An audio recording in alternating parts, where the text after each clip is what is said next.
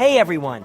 Get ready to unlock your phone from any carrier with this completely free method that works for any brand including Samsung, LG, Motorola, Huawei, and more.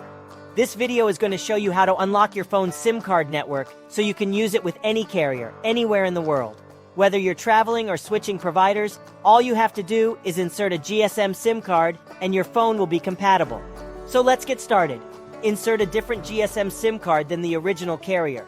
And the first thing you'll see is a message requiring an unlock code to unlock the network of the phone. And here's the exciting part. You can easily get your unlock code for free at useanysim.com. I've used this website countless times, and the success rate is almost 100%. So let's go ahead and insert the code. Once it's accepted, that means your phone was successfully unlocked. If your phone doesn't require an unlock code, there are two possible reasons. It might already be unlocked, or you might have an unlock application pre-installed on your phone. In many phones, especially in the United States, all you have to do is open the application, request the unlock, and activate it.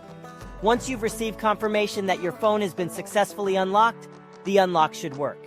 That's all for today, guys. Thank you so much for watching.